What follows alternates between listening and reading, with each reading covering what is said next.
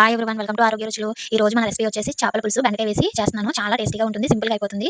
అలాగే మన ఛానల్ని ఫస్ట్ టైం చూస్తున్న వాళ్ళైతే సబ్స్క్రైబ్ చేసుకుని పక్కన ఉన్న బెల్ ఐకాన్ యాక్టివేషన్ చేసుకోండి. అలాగే మనం చేసిన ప్రతి వీడియో మీకు వస్తుంది. ఫస్ట్ వచ్చేసి ఒక 2 కిలోల చేపని అయితే తీసుకుని ఇలా కట్ చేసుకుని క్లీన్ చేసి పెట్టుకున్నాను. ఇప్పుడు ఇందులోని ఒక అర స్పూన్ వరకు పసుపు, రుచికి సరిపడగా సాల్ట్ లేదా కల్లుపుని కూడా వేసుకోవచ్చు. అలాగే కారం మీరు ఎంత తింటారో దాన్ని బట్టి వేసుకోవచ్చు. నేను 2 కిలోల చేపకి 4.5 స్పూన్ల వరకు కారాన్ని అయితే వేసుకున్నాను. ఇప్పుడు ఈ చేప ముక్కలకి ఉప్పు కారం అంతా కూడా బాగా పట్టేట్టుగా కలుపుకోవాలి. ఇలా కలుపుకుని పక్కకు ఉంచుకుంటే మనకి లోపలకంట ఉప్పు కారం బాగా పట్టి మంచి టేస్ట్ అయితే కుదురుతుంది మనకి. ఇలా ఎక్కువగా పల్లెటూరు సైడ్ చేపల కూర ప్రిపేర్ చేసుకుని ఒక హాఫ్ అన్ అవర్ ముందు ఈ ప్రాసెస్ అయితే చేసుకుని పక్కకు పెట్టుకుంటారు. అలా చేయడం వల్ల మనకి పులుసులో ఉడికేటప్పుడు ఉప్పు కారం బాగా పట్టి పులుపు కూడా పట్టి టేస్ట్ అనేది పర్ఫెక్ట్‌గా కుదురుతుంది. ఇప్పుడు వీటిని ఒక హాఫ్ అన్ అవర్ పక్కకు ఉంచుకుంటాను. ఈలోగా ఒక 50 గ్రాముల వరకు చింతపండుని నానబెట్టుకుంటున్నాను. మీకు కావాలంటే మీ పులుపుకి తగ్గట్టుగా నానబెట్టుకోండి. ఇప్పుడు ఒక గ్లాస్ వాటర్ వేసి నానబెడుతున్నాను.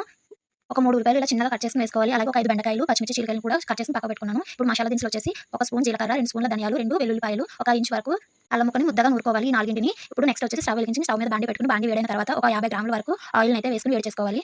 ఈ ఆయిల్ వచ్చేసి సగం వేరుశనగ నూనె, సగం సన్‌ఫ్లవర్ నూనె వేసుకుంటున్నాను. మీకు